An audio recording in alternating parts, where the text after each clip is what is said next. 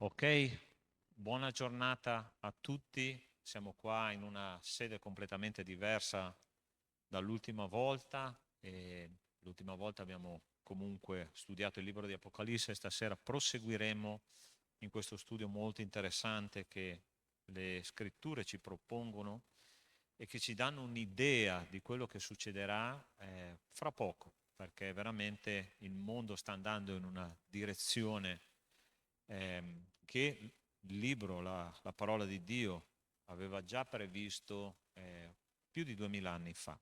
Noi vediamo che i tempi stanno stringendo. Siamo arrivati al capitolo 14 del nostro libro di Apocalisse. È un capitolo di passaggio, ma è un capitolo glorioso.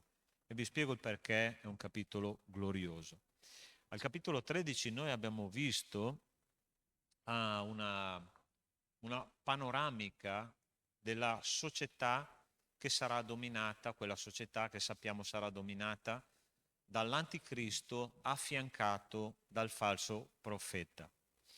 Allora questa società avrà i poteri completamente concentrati nelle mani di una persona sola che noi sappiamo che è l'anticristo, che capitolo 13 chiama la bestia che sale dal mare, ossia l'anticristo eletto da potere di popolo. Se vi ricordate, noi abbiamo visto che la bestia che sale dal mare, ossia il mare è simbologia di popoli, di moltitudini che leggono questo anticristo, che è un uomo, abbiamo visto che avrà dei poteri enormi, non solo sociali, non solo finanziari, non solo militari, non solo spirituali, ma avrà in mano proprio la caratteristica che la capacità quasi ipnotica, no? E sarà coadiuvato quest'uomo dal falso profeta, che abbiamo visto che la parola di Dio, il capitolo 13, lo descrive come la bestia che sale dalla terra. Questa bestia che ha la forma, l'aspetto di un agnello con due corna, ma che dirà bestemmie durante tutto il regno dell'anticristo. Qual è la funzione di questo falso profeta? Sarà la funzione di coadiuvare e di fare da ponte tra il popolo e la bestia che sale dal mare. Ossia, quest'uomo sicuramente sarà come una specie di pontefice, farà il ponte tra il popolo e la bestia. Ossia, quest'uomo porterà ad adorare la bestia, ma non solo, perché vediamo dalla parola di Dio che lui sarà quello che metterà il marchio sulla fronte o sulla mano sinistra, che sarà quello che determinerà se tu o meno sarai parte della società che potrà comprare, potrà vendere, oppure sarai fuori completamente dalla società, perché quella società sarà dominata dal controllo sociale totale. Quindi questa è la panoramica che noi abbiamo visto nel capitolo 13 del libro di Apocalisse, scusate, e che precede il capitolo 14, che invece è una visione gloriosa di quello che succederà di lì a poco, ossia quando questa società, dopo 7 anni di dominio dell'anticristo, terminerà e quindi sarà un momento in cui Cristo tornerà qua sulla terra e inaugurerà il dominio millenario attraverso la sua presenza visibile qua sulla terra. Quindi lui per 1000 anni, Cristo, coordinerà la nuova società che sarà completamente da ricostruire dopo il governo dell'anticristo. E prima però di leggere il capitolo 14, che è il capitolo di passaggio che noi vedremo questa sera, ma come abbiamo detto è un capitolo glorioso, vorrei pregare insieme a voi e vorrei pregare che il Signore possa parlare ai nostri cuori. Signore nostro Dio, nostro Padre, mettiamo nelle tue mani questo momento di studio della parola. Ti chiediamo, Signore, tu possa guidarci, possa ministrare alla realtà, alla necessità di ciascuno di noi e che questo studio possa veramente portare frutto per la vita eterna. Te lo chiediamo nel nome di Gesù. Amen. Quindi andiamo a leggere, andiamo a meditare sul capitolo 14 del libro di Apocalisse. Dice così: poi guardai e vidi l'agnello che stava in piedi sul monte di Sion. E con lui c'erano 144.000 persone che avevano il suo nome e il nome di suo padre scritto sulla fronte. Udì una voce dal cielo simile a un fragore di grandi acque e al rumore di un forte tuono, e la voce che udì era come un suono prodotto da arpisti che suonano le loro arpe. Essi cantavano un cantico nuovo davanti al trono, davanti alle quattro creature viventi e agli anziani. Nessuno poteva imparare il cantico se non i 144.000 che sono stati riscattati dalla terra. Essi sono quelli che non si sono contaminati con donne, poiché sono vergini. Essi sono quelli che seguono l'agnello ovunque vada. Essi sono stati riscattati tra gli uomini per essere primizie a Dio e all'agnello. Nella loro bocca non è stata trovata menzogna, sono irreprensibili. Poi vidi un altro agnello che volava in mezzo al cielo, recante il Vangelo eterno, per annunciarlo a quelli che abitano sulla terra e ogni nazione, tribù, lingua e popolo.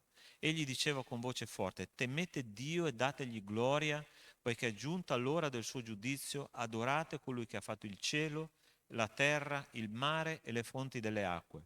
Poi un secondo angelo seguì dicendo: caduta, caduta è Babilonia la grande, che ha fatto bere a tutte le nazioni il vino dell'ira della sua prostituzione. Seguì un terzo angelo dicendo a gran voce: chiunque adora la bestia e la sua immagine e ne prende il marchio sulla fronte o sulla mano, egli pure berrà il vino dell'ira di Dio versato puro nel calice della sua ira. Sarà tormentato con fuoco e zolfo davanti ai santi angeli e davanti all'agnello. Il fumo del loro tormento sale nei secoli dei secoli. Chiunque adora la bestia e la sua immagine e prende il marchio del suo nome non ha riposo né giorno né notte. Qui è la costanza dei santi che osservano i comandamenti di Dio e la fede in Gesù. E udii una voce dal cielo che diceva: scrivi, beati i morti che da ora innanzi muoiono nel Signore. Sì, dice lo Spirito, essi si riposano dalle loro fatiche perché le loro opere li seguono. Poi guardai e vidi una nube bianca e sulla nube stava seduto uno simile a un figlio d'uomo che aveva sul capo una corona d'oro e in mano una falce affilata. Un angelo uscì dal tempio gridando a gran voce a colui che stava seduto sulla nube: metti in mano alla tua falce e mieti, perché è giunta l'ora di mietere, perché la messe della terra è matura. Colui che era seduto sulla nube lanciò la falce sulla terra e la terra fu mietuta. Poi dal tempio, che è nel cielo, uscì un altro angelo, anch'egli aveva la sua falce affilata. E un altro angelo che aveva potere sul fuoco uscì dall'altare e gridò a gran voce a quello che aveva la falce affilata: metti in mano alla tua falce affilata e vendemmia i grappoli della vigna, della terra, perché le sue uve sono mature. L'angelo lanciò la sua falce sulla terra e vendemmiò la vigna dalla terra e gettò l'uva nel grande tino dell'ira di Dio. Il tino fu pigiato fuori dalla città e dal tino uscì tanto sangue che giungeva fino al morso dei cavalli per una distesa di 1600 stadi. Cosa molto bella questo capitolo che ci spiega il ritorno glorioso del nostro Signore. Ma la cosa interessante che noi possiamo trovare qua, come abbiamo detto, è che subito dopo questo episodio, questa visione che la parola di Dio ci dà, viene dopo il dominio della bestia e del falso profeta. Quindi questo capitolo comincia col determinare ciò che è la funzione di questi famosi 144.000 che, come abbiamo detto qualche capitolo precedente, qualche studio fa, sono 144.000 ebrei, 12.000 di ogni tribù del popolo di Israele, scelti da Dio, sigillati col sigillo di Dio sulla fronte. Queste persone sono praticamente intoccabili e in questo capitolo noi vediamo qual è la loro principale funzione, ossia sono persone scelte, incontaminate, sante, pure, e proviamo a immaginare questi 7 anni di regno dell'Anticristo che passano e loro sono praticamente intoccabili. La loro vita è una testimonianza attiva, vera, di quello che il Signore è, ossia santo. Loro rappresentano l'agnello di Dio qua sulla terra. Allora loro hanno almeno due funzioni fondamentali sulla terra, in quel momento, in quel periodo di regno dell'Anticristo. Dice così: essi cantavano un cantico nuovo davanti al trono, ossia la loro funzione prioritaria, insieme all'altra che vedremo fra poco, è quella della adorazione. Loro sono dei veri adoratori. Loro sono quelli che onorano il Signore con una lode perfetta.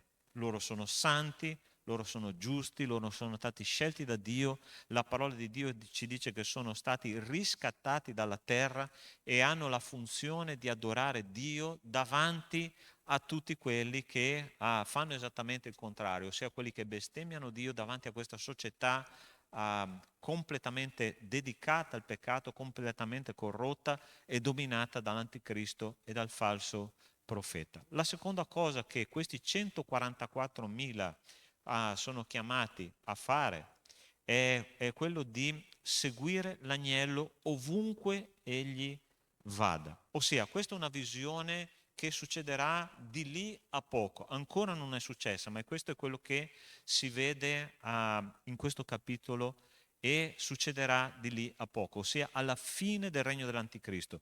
Tra questa visione e quello che questa visione dice, ci sono in mezzo le 7 coppe, le ultime 7 coppe dell'ira di Dio. Allora, l'altra funzione, come dicevamo, è quella di seguire l'agnello ovunque l'agnello egli vada. Ossia, quando l'agnello tornerà qui sulla terra, dopo il regno dell'Anticristo, lui sarà di ritorno in forma visibile e lui girerà per tutta la terra per raccogliere tutti i suoi eletti.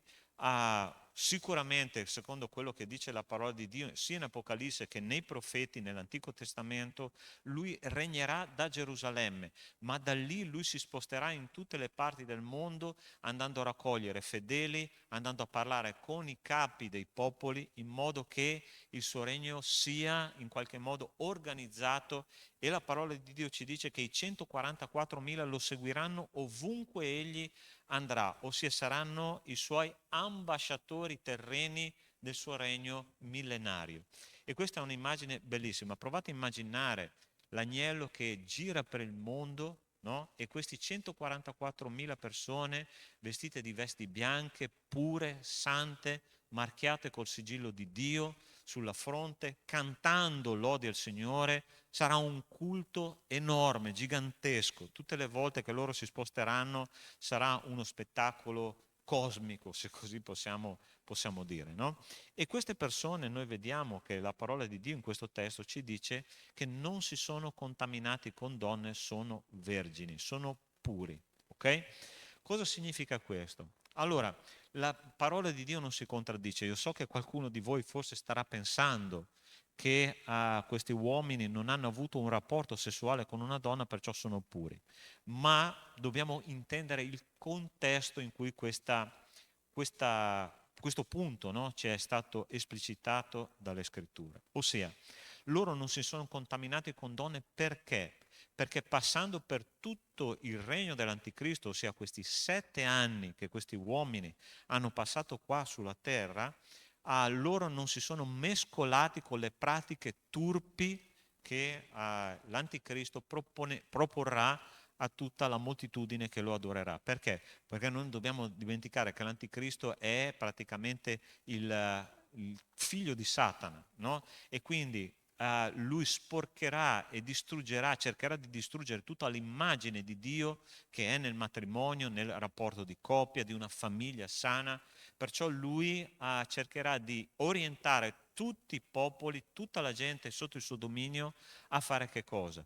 A fare pratiche sessuali turpi, completamente corrotte da uno spirito maligno. Quindi questi uomini, questi 144.000, si sono conservati puri dalle donne in quel periodo storico che deve ancora chiaramente arrivare e in cui loro sono passati indenni. Perciò questi uomini, essendo puri, possono veramente fare un'adorazione straordinaria e dare uno spettacolo incredibile nel mondo. Ovunque l'agnello sarà, come abbiamo detto, questi 144.000 lo seguiranno e adoreranno con un culto enorme, gigantesco, che toccherà i cuori di tantissime persone. Ok?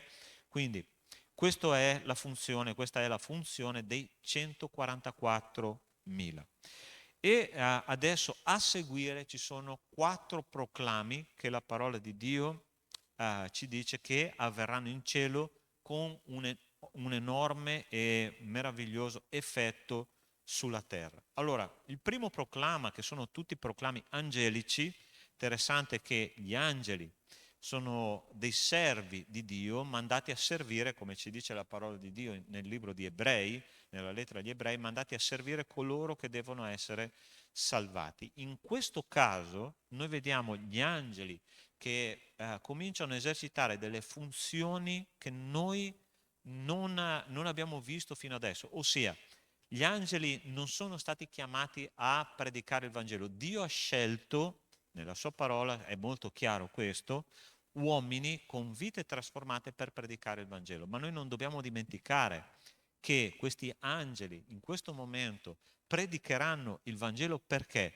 Perché ci sarà una repressione globale su tutti i cristiani. Predicare il Vangelo sarà un reato. Perciò Dio manda questi angeli a predicare il Vangelo, no?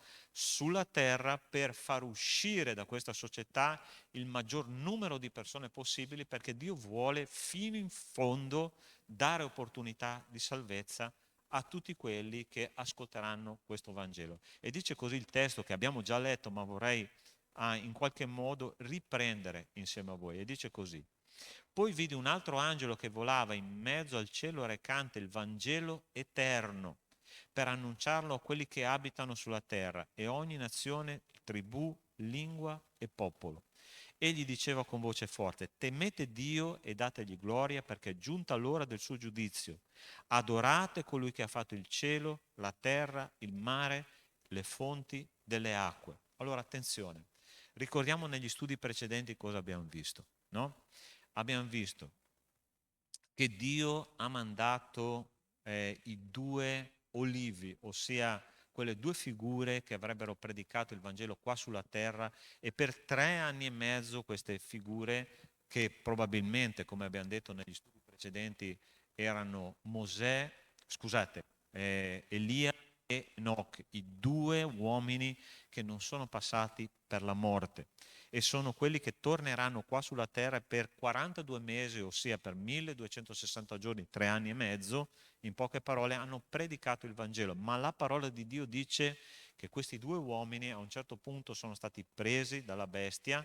Dio ha concesso alla bestia di prenderli, di ucciderli, e poi questi 2 uomini sono risorti, no? E la parola di Dio ci dice che la società in quel tempo, quando questi 2 testimoni predicavano, erano disturbati spiritualmente parlando in un modo incredibile, e quando loro sono morti per mano della bestia che sale dal mare, i popoli della terra si sono mandati, dice la parola di Dio, regali gli uni agli altri per fare festa, perché la loro predicazione era qualcosa di veramente che li disturbava, ossia la verità disturbava questi uomini corrotti. Ma Dio che cosa fa? A Dio non bastava che questi 2 testimoni hanno predicato, ma così lui ha mandato un angelo a fare una predicazione globale. Io mi immagino la figura, la scena, no, di questi angeli che volavano nel cielo, ormai visibili, perché il Signore ha dato la facoltà di essere visibili agli occhi degli esseri umani, predicare il Vangelo di Dio per la salvezza degli esseri umani. E egli diceva con gran voce forte: temete Dio e dategli gloria, perché è giunta l'ora del suo giudizio. Quindi deve essere stata una scena veramente incredibile, che ha fatto colpo sulla vita di tante persone, che ha stimolato tante anime a togliersi, a uscire dalla società dell'anticristo e a essere salvati attraverso la predicazione di questo Vangelo, no? Interessante che mentre la bestia, il falso profeta regnano così, con un regno di oppressione maligna, Dio nella sua sovranità manda questi angeli per la salvezza degli esseri umani. Da quello che vedo io in questo caso, ma in tanti altri testi della parola di Dio, è che Dio cerca di dare sempre un'ultima chance agli uomini. Dio avrebbe potuto dire: ok, vi ho mandato i miei 2 testimoni, voi li avete uccisi, basta, non ne posso più di voi. Invece Dio continua a insistere, e non sarà neanche l'ultima volta nel libro di Apocalisse in cui Dio stesso manda un angelo perché molte persone possano essere salvate. Quindi questo misericordioso Dio ha cura del genere umano, ha cura di tutti coloro che Lui ha creato, e vuole che tutti gli uomini giungano alla conoscenza della verità e siano salvati. Questo avverrà anche nel momento del regno dell'Anticristo. Un angelo, Satana non poteva toccarlo, quindi questa predicazione sicuramente farà un grande effetto. Poi c'è un secondo proclama che dice così: caduta, caduta è Babilonia la grande. Poi un secondo angelo seguì dicendo: caduta, caduta è Babilonia la grande, che ha fatto bere a tutte le nazioni del vino dell'ira della sua prostituzione. Allora, il secondo angelo fa un altro proclama completamente diverso. Adesso, se prima il proclama del primo angelo era un proclama di salvezza per tutti gli uomini, almeno per coloro che avrebbero ascoltato quell'esortazione, questo è un proclama di condanna. Questo angelo vede nel suo complesso la società degli ultimi tempi, no? La Babilonia, la grande, e non nega che è grande, ossia grande nel suo fasto, nella sua ricchezza, nel suo controllo, nella sua organizzazione, ma dice che è anche una prostituta, perché tutta questa organizzazione che l'Anticristo e il falso profeta avranno fatto quel giorno servirà solo per prostituirsi, ossia per rompere tutti i legami spirituali, per rompere tutti i freni spirituali che il Signore ha messo qua sulla terra per sempre, no? I principi morali di Dio. Questa Babilonia, questa società starà in piedi per 7 anni, no? E questo angelo a un certo punto proclama e dice: caduta è Babilonia la grande. Questo è un proclama di giudizio e non più di salvezza, ossia Dio guarda attraverso gli occhi di quest'angelo e dice: non esisti più, non sei più in piedi, stai cadendo. Perché? Perché hai corrotto tutte le mie leggi. Ed è importante capire, carissimi, che quando noi rompiamo le leggi spirituali di Dio, noi non possiamo sopravvivere, qualcosa sicuramente cadrà. La parola di Dio chiama questa nazione, le nazioni, la prostituzione di Babilonia la grande. La prostituzione è qualcuno, no? Una prostituta è qualcuno che si vende per denaro. Questa società si è venduta per un pugno di benefici, ma la propria anima. Noi sappiamo che l'anima di tutti coloro che saranno inseriti in questa società sarà marchiata a fuoco dall'Anticristo, e il marchio è molto diverso dal sigillo. Il sigillo, Dio dà il sigillo ai suoi eletti, che è il sigillo dello Spirito Santo, che è un simbolo di appartenenza interiore, che è lo Spirito Santo di Dio, ma la bestia metterà il marchio. Il marchio significa come le bestie, saranno di appartenenza dell'Anticristo, e lui li gestirà come vorrà praticamente. Avrà in pugno non soltanto il loro corpo, non avrà in pugno soltanto la loro vita, ma soprattutto la loro anima, legata per l'eternità a un sistema corrotto che li condannerà per sempre. Questo è il secondo proclama: caduta Babilonia la grande. Anche quando le cose sembra che tutto funzioni al contrario di come noi vogliamo, quello che Dio fa è osservare le circostanze e dire: è caduta, Babilonia la grande è caduta. Quindi, fratelli, noi non dobbiamo preoccuparci per nulla al mondo di quello che stiamo vivendo in questo momento, se anche sono delle cose difficili, complicate da sopportare. Noi sappiamo che il sistema non può governare la nostra anima, perché noi apparteniamo a Cristo. In quel tempo ci saranno delle persone salvate grazie al fatto che Cristo sarà ancora una volta sovrano, nonostante tutto.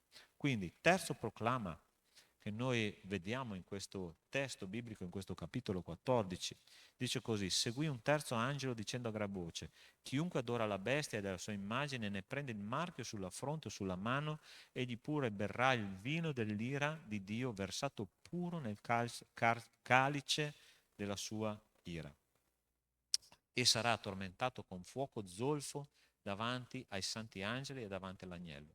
Il fumo del loro tormento sale nei secoli dei secoli. Chiunque adora la bestia e la sua immagine e prende il marchio col suo nome non ha riposo né giorno né notte. Allora, qua vediamo una prima conseguenza del portare il marchio della bestia. C'è una conseguenza immediata e una conseguenza futura. Il primo dice non ha riposo né giorno né notte. Pare che le persone che avranno il marchio della bestia su di sé non riusciranno più a riposare, non riusciranno più a dormire, saranno degli zombie viventi. Perché? Perché uno degli spiriti maligni, noi vedremo per esempio nel capitolo 17, un pochino più avanti nei prossimi studi, no? Che Babilonia la Grande, dice e dichiara la scrittura, è diventata ricettacolo di ogni spirito immondo. Ossia, ci sarà in qualche modo, questo lo studieremo quando arriveremo al capitolo 17, in qualche modo ci sarà una pentecoste satanica, ossia una possessione di massa, perciò i demoni che tormenteranno gli esseri umani, gli uomini, che non riusciranno più né a riposare né giorno né notte. È una immagine della società terribile, ma sarà un momento in cui gli uomini non riusciranno più a trovare pace in nessun angolo della terra.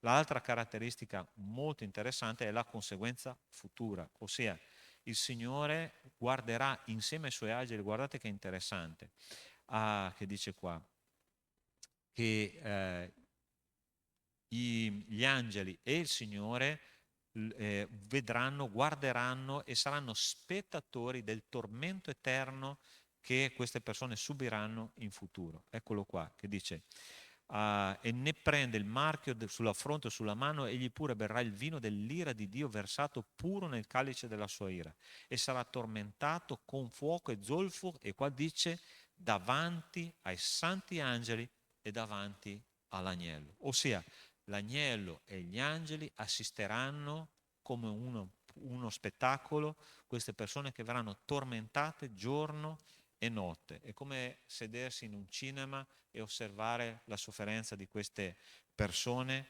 e queste persone saranno giudicate secondo giustizia. Quindi non ci sarà più la misericordia, la compassione, ma ci sarà il giudizio. Oggi noi vediamo una cosa molto interessante. Oggi la grazia di Dio sta trionfando su questa terra fino al rapimento della Chiesa, sta trionfando sul giudizio di Dio.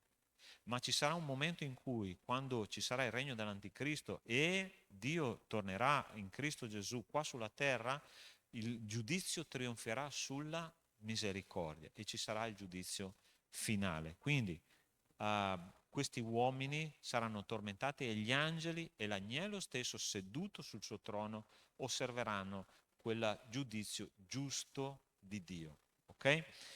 E ultimo proclama che noi vediamo nel capitolo 14 è il proclama che un angelo dà perché Dio stesso in Cristo Gesù porti a termine il giudizio di Dio sulla terra prima di instaurare il suo regno millenario. Allora in questo testo noi vediamo quello che sarebbe successo poi nel capitolo 19, che è la battaglia di Armageddon. Allora Cristo, come abbiamo detto, durante il suo regno millenario governerà il mondo da Gerusalemme. Okay? E la parola di Dio ci mostra questo scenario che tutti i popoli che crederanno in Lui, no, si raduneranno sul monte di Gerusalemme, però quando l'anticristo, quando il falso profeta, quando la bestia vedranno che il ritorno di Cristo sarà imminente e Cristo poserà i piedi sul monte di Sion, allora l'anticristo radunerà un esercito immenso che il libro di Apocalisse quantifica in 200 milioni di soldati, si raduneranno non solo per uccidere l'agnello, cosa ovviamente impossibile, ma anche tutti i popoli che Dio aveva riunito al monte di Sion per essere adorato. E allora qui un angelo che cosa fa? Proclama l'ultimo giudizio, che è il giudizio della battaglia di Armageddon, che come abbiamo detto troveremo al capitolo 19. E dice così: un altro angelo uscì dal tempio gridando a gran voce a colui che stava seduto sulla nube: metti mano alla tua falce e mieti, poiché è giunta l'ora di mietere, perché la messe della terra è matura. Colui che era seduto sulla nube lanciò la sua falce sulla terra e la terra fu mietuta. Il tino fu pigiato fuori dalla città e dal tino uscì tanto sangue che giungeva fino al morso dei cavalli per una distesa di 1600 stadi. Ossia, con un giudizio unico il Signore ucciderà tutti i soldati riuniti attorno a Gerusalemme, quantità di soldati 200 milioni, e con un unico giudizio lui farà una strage terribile e ci dà un'immagine che è veramente orribile di questa battaglia, che durerà pochi secondi. Dice così, che uscirà tanto sangue da questi soldati, da questi popoli che si erano radunati per combattere contro l'agnello e i suoi santi, che il sangue giungerà per una lunghezza di 1600 stadi e fino al morso dei cavalli. Allora io ho fatto un po' il calcolo di quello che sarà. Sarà un lago di sangue che sarà largo più o meno 290 chilometri per un'altezza di 130 e 140 centimetri. Quindi un lago immenso di sangue che testimonierà che non si può andare contro la maestà dell'agnello. Satana è una creatura, ha organizzato questo esercito immenso di 200 milioni di soldati, ma l'agnello li ha giudicati nel giro di pochissimi secondi. Proviamo a immaginare la testimonianza che questo lago di sangue darà per diverso tempo, e tutte le persone che lo osserveranno sia la potenza di Dio che la nullità dell'essere umano e la sconfitta del nemico, eterno nemico di Dio, no? Questo è quello che dice il capitolo 14. Quindi nel suo complesso noi vediamo, per riassumere, la funzione dei 144.000, come abbiamo detto, adoratori e ambasciatori del regno millenniale, che sono puri e si sono conservati puri in una società completamente corrotta. I 4 proclami, l'evangelizzazione angelica globale, Babilonia la grande cade, non adorate la bestia, il terzo angelo che proclama invece di adorare il Signore, e infine il 4 proclama, che è quello della distruzione, completamente distruzione di questo esercito immenso che si è organizzato per uccidere l'agnello e i suoi fedeli. Quindi queste forze idolatriche sono state sconfitte istantaneamente, il giudizio di Dio è stato immediato.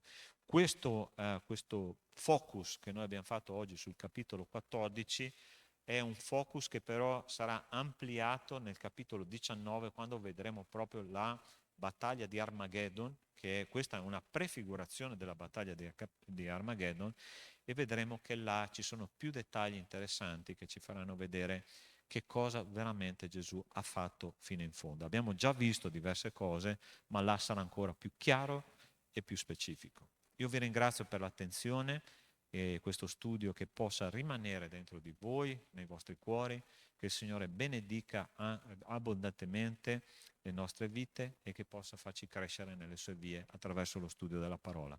Preghiamo per chiudere questo momento. Signore nostro Dio, nostro Padre, ti ringrazio per quello che tu ci hai dato questa sera.